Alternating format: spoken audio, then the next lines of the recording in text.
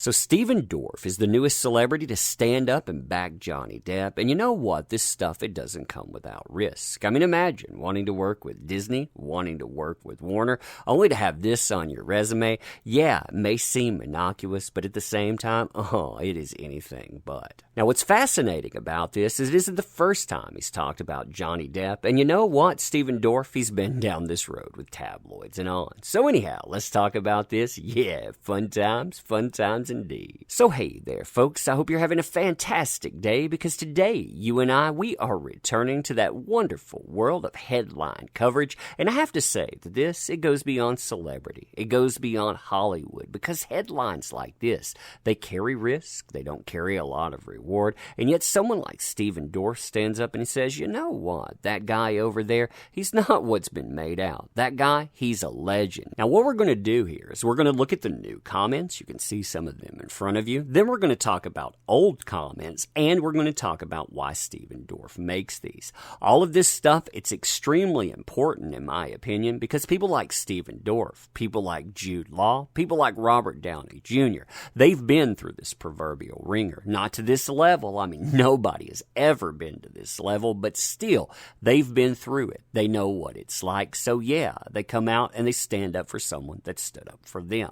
Quote, Stephen Dorff looks back fondly on his shared screen time with Johnny Depp. Dorff, who worked with Depp on the 2009 action flick Public Enemy, I love that movie by the way, described the embattled star as a quote-unquote great guy who quote-unquote was great to me during their time on set. He was a stand-up legend to me. I don't think that's calling him a great guy, by the way, calling someone a legend. I think that goes beyond that. Dorff told Page Six he was somebody who was generous, was friendly and giving to me at a time when I just lost my mom and was probably in the most vulnerable state I'd ever been in my life. I got to act with him, one of my heroes as an actor and one of my heroes as a director, talking about Michael Mann. Now, as far as quotes go, I like statements like this. Why? Because it does something that the mainstream media either forgot how to do or never intended to do at all, and that is humanize someone, not just like Stephen Dorff, but also like Johnny Depp. See, if you read headlines about Johnny Depp recently, well, you know what's involved there. But when you look at statements from Stephen Dorff, he's talking about loss, deep personal loss. And he's saying, hey, that guy out there, he wasn't just nice to me. He was a stand-up legend because I had lost my mom and he was generous. He was friendly and giving. Basically, he was there when I was at my most vulnerable. Now, from there, Dorff comments on the thing we've not only seen play out in the social media, not only in the mainstream, but also in the UK as well, noting, quote, I just have to say it's a shame that publicly people's lives have to get thrown out there in the world, and I would just hope there's some healing at this point for him and for her and for whatever, because the truth is he's a great guy and was great to me. That's all I can really go on. Now, when you see statements like this too, what's fascinating, at least to me in that, is he's not the only person to have said that. It's not a handful of people that have said that. We have seen dozens of people say, hey, Johnny Depp's a great guy. He helped me out when I needed that. And that, it really seems to go beyond this thing that people have tried to create in headlines and on.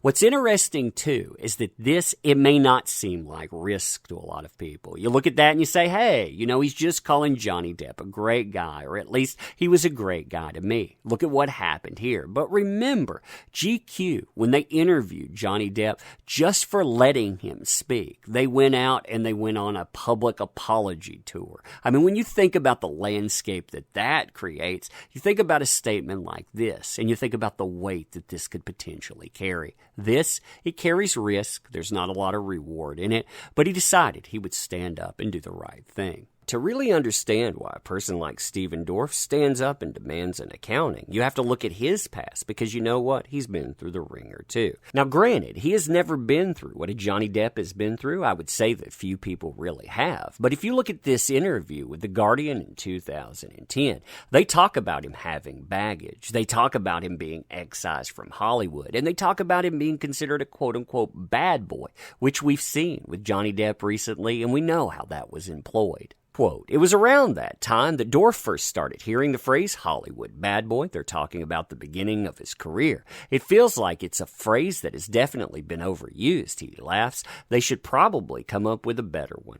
Because when I was growing up, they said it about Sean Penn. They said it about Johnny Depp when he was trashing hotel rooms. They said it about every young actor with some sort of an edge. They didn't say it about Tom Hanks, but I think as a younger person, I bought into it. Well, not bought into it. I just went with it, you know? Call me a bad boy? Well, let's be bad. Now, later in the interview, he talks about something else, privacy and escapism, and he basically will bring this stuff up too with the Johnny Depp statements. Quote, so is he behaving himself? Can you imagine this as well? The Guardian comes out and asks, are you, as an adult, they're talking about a 37-year-old man at the time, behaving himself? Man, what an insult the way that comes across, too. But that's the type of people you deal with, by the way, whether it's Johnny Depp, Stephen Dorff, or on.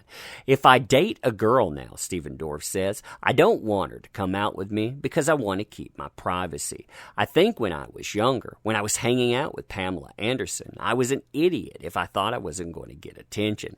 If you date someone who's basically a media target, then you're asking for it. But if I'm dating someone who's not, I don't want to bring them into the media. He checks himself. I mean, if I'm in love, I'm not going to force my wife to stay at home. I'm going to have to introduce her to this mad world sometime. I just wish I didn't have to deal with that because I guess it's just part of the game. He trails off. You know, he decides, I just want people to see the movies and to be touched by them. Especially, he's talking about the one he's making there, this one.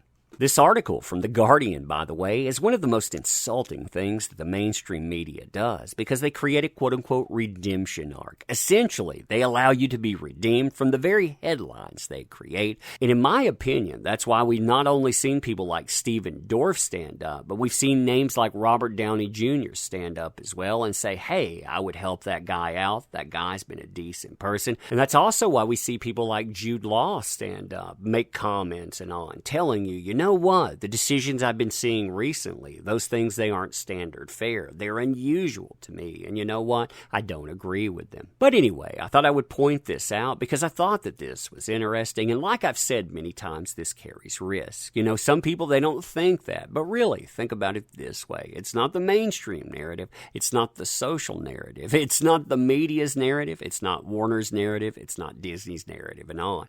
They want to create a pariah. These people are standing up and saying, wait a minute, that's not the guy I know. And that, like I said, yeah, in Hollywood especially, but anywhere, that carries a lot of risk. But anyway, let me know what you think about this. And as always, let me say thank you for showing up. Thank you for participating. You make these endeavors possible. Never let anyone tell you differently. Also, want to help out the channel? There are links in the description, many of them to choose from, including that luscious comic book. We're only a few sales off of a huge milestone, so check that out, spread the word. And again, as always, thank you for being here. You make this stuff work. I can't say that enough. Thank you.